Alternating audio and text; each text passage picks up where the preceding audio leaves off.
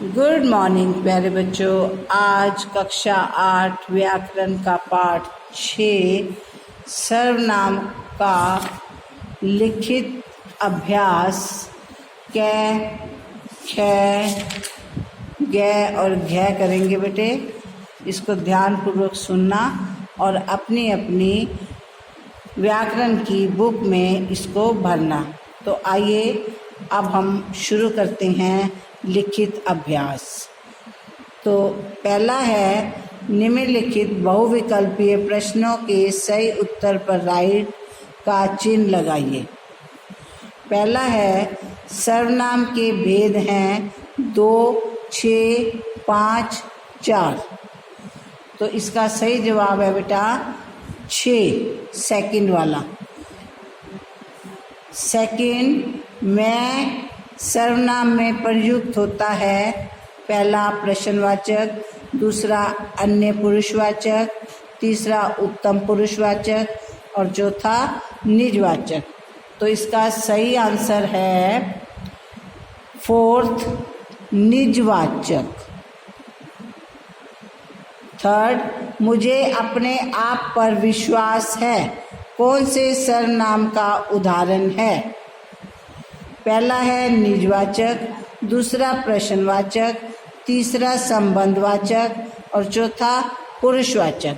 तो इसका सही आंसर है पहला निजवाचक। फोर्थ, प्रश्नवाचक सर्वनाम के लिए निम्न में से कौन सा शब्द प्रयुक्त नहीं होता है? पहला क्यों, दूसरा कब, तीसरा कुछ, चौथा क्या। तो इसमें कुछ नहीं प्रयुक्त होता है प्रश्नवाचक में। क्यों? कुछ तो अनिश्चयवाचक है। नंबर 5, सर्वनाम का अर्थ होता है पहला मेरा नाम, दूसरा उसका नाम, तीसरा अन्य नाम, चौथा सबका नाम।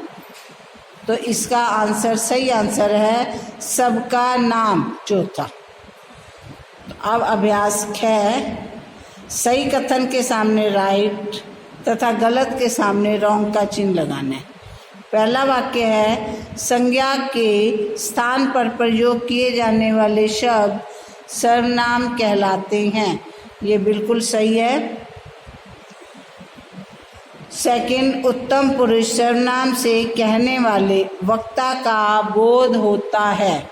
ये भी सही है बेटा। थर्ड, वह, वे, उन्हें, उनके आदि शब्द मध्यम पुरुष सर्वनाम है। नहीं, ये गलत है। मध्यम पुरुष में सेकंड पर्सन में यू, योर्स, तुम, तुम्हारा होता है। तो इसलिए ये है गलत है। फोर्थ, वह, वे, उन्हें, उनके आदि शब्द मध्यम पुरुष है। ये गलत है। फिफ्थ, थर्ड रह गया बेटा, सर्वनाम शब्दों में संबोधन कारक होता है। ये गलत है। फिफ्थ, यह, वह, ये आदि शब्द निश्चयवाचक सर्वनाम है। ये बिल्कुल राइट है। तो अब अभ्यास ग, निम्नलिखित शब्द वाक्यों में उचित सर्वनाम शब्दों का प्रयोग कर वाक्यों को पुनः मतलब दोबारा लिखिए। पहला, सिया कक्षा 8 की छात्रा है। सिया प्रतिदिन स्कूल जाती है। तो इसका होगा सिया कक्षा 8 की छात्रा है, वह प्रतिदिन स्कूल जाती है। सेकंड, सुभाष चंद्र बोस बहुत वीर थे। सुभाष चंद्र बोस का जन्म धनी परिवार में हुआ था।